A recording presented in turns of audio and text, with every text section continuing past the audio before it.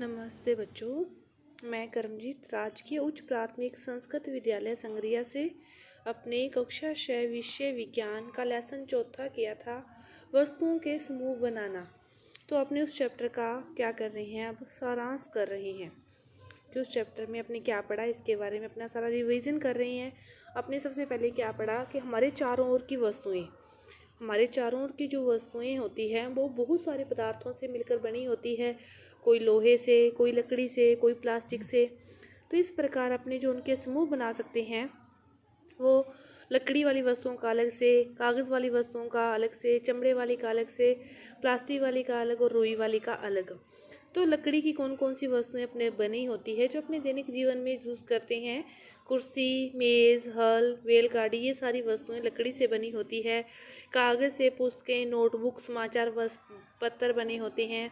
चमड़े से bag, belt बने होते हैं। प्लास्टिक के खिलौने, बाल्टियाँ, ये सारी चीज़ें किसकी बनी होती है? प्लास्टिक की। और रुई के कपड़े बनते हैं। अपने पिछले चैप्टर में किया भी था कि तंतु से बस्तर तक का प्रोसेस क्या है, तो रुई से क्या बनते हैं? बस्तर बनते हैं। तो ये अपने चारों तरफ की वस्तुओं को समूह में बांटने का एक तरीका आपने ये किया था कि उनको किस वस्तु की कौन सी चीज़ किस वस्तु की बनी है उसी अकॉर्डिंग अपने उनको समूह में बांट सकते हैं।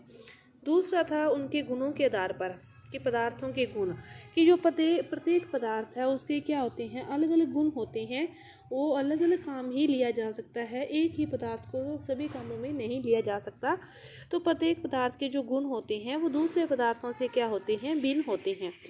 दिखावट में देख लो, तो दिखावट में जो लोहे की दिखावट है, लकड़ी की जो दिखावट है, सोने चांदी की दिखावट है, तो सभी की जो दिखावट है वो क्या है? अलग अलग होती है।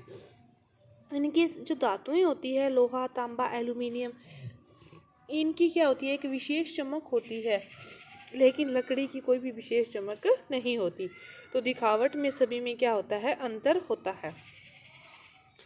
जो धातुएं हैं, पदार्थ जिनमें द्युति होती है वे प्राय क्या कहलाती है? धातुएं कहलाती है। तो द्युति किसके लिए चूज किया गया? इन्होंने शब्द चमक के लिए, कि धातुओं की क्या होती है? विशेष चमक होती है।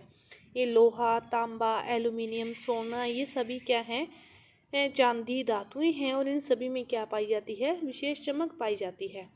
और जो कुछ पदार्थ हैं और वायु व नमी के कारण वो अपनी चमक को क्या करते हैं? खो देते हैं। कि लोहा खुले में पड़ा रहता है तो वायु से, नमी के कारण उसमें क्या हो जाती है? जंग लग जाती है। इसी तरह तांबा यदि खुले में पड़ा रहे तो उसके ऊपर भी हरे रंग की एक परत सी जम जाती है। तो ये क्या है कि धातुओं की जो चमक है, कुछ धातुएं अपनी चमक खो देती है।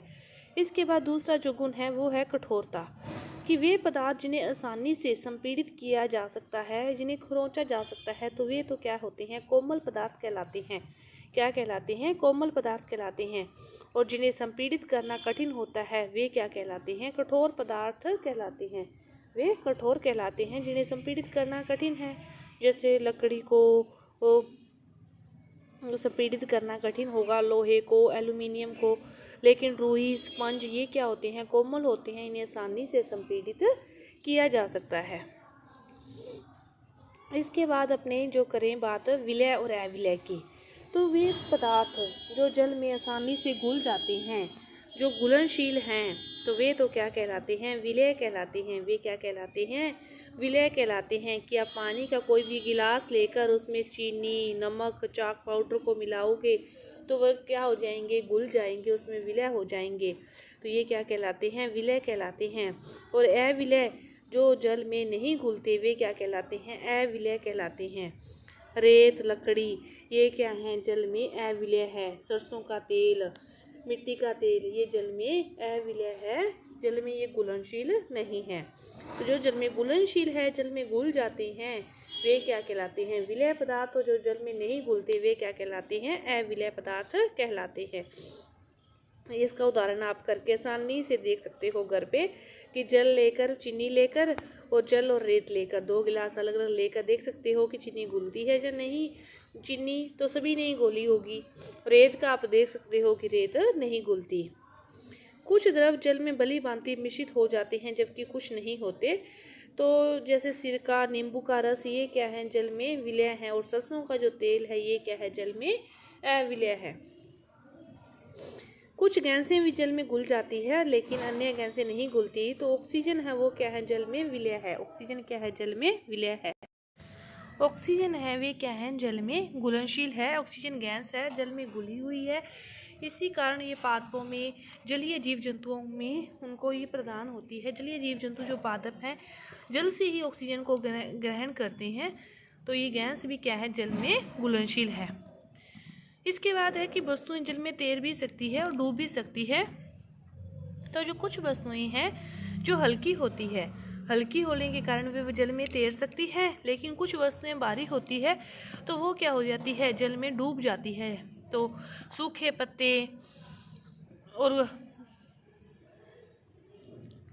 सूखे पत्ते ये तो क्या है, ऊपर जल के तैरते रहते हैं, लेकिन जो भारी वस्तुएं हैं, चाप भी हुई या कुछ आप आलू या कोई ठोस चीज़ इसमें डालोगे, गेंद, वो क्या हो जाएगी, जल के पैंदे में बैठ जाएगी जाकर, वो जल में तैरती नहीं है क्योंकि वे क्या होती है, भारी होती है। इसके बाद है पारदर्शिता, कि पदार्थों को और गुणों में बांटा गया है। तो पारदर्शिता कि उन पदार्थों या उन सामग्रियों जिनसे होकर वस्तुओं को देखा जा सकता है उन्हें क्या कहते हैं, पारदर्शी कहते हैं। कांच, जल, वायु, प्लास्टिक, ये सारी चीज़ें किसके अंतर्गत आती है, पारदर्शिता के अंतर्गत आती है, क्योंकि इनके अंदर से वस्तुओं को देखा जा सकता है। इसके बाद पारदर्शी के आगे आप देखो पारभासी और अपारदर्शी। पारभासी जिसमें से नहीं देखा जा सकता, कुछ कुछ देखा जा सकता है, धुंधला सा देखा जा सकता है, लेकिन अपारदर्शी में से आप बिल्कुल भी नहीं देख सकते उनके आर पार, तो वे क्या कहलाते हैं, अपारदर्शी कहलाते हैं। तो अपारदर्शी का उदाहरण आप ले सकते हो कागज़, कोई लकड़ी का टुकड़ा आप अपने आँख के आगे रख कर और उसके बाद वाली वस्तुओं को देखने की कोशिश करोगे तो आपको कुछ भी दिखाई नहीं देता। पारभासी का आप उदाहरण ले सकते हो कि किसी भी कागज़ पर कोई तेल का धब्बा लगाकर उसमें से आप देखने का प्रयास करोगे तो आपको थोड़ा थोड़ा दिखेगा, और पारदर्शी में से आपको बिल्कुल स्पष्ट रूप से क्या होगा, दिखाई देगा। तो देखो पारभासी में क्या लिखा हुआ है कि वे पदार्थ जिनसे होकर वस्तुओं को देख तो सकते हैं परंतु स्पष्ट रूप से अपने नहीं देख सकते, तो वे क्या कहलाती है, पारभासी कहलाती है। तो ये था आपका इस पाठ का सारांश। तो आपका ये पाठ पूरा हुआ। धन्यवाद।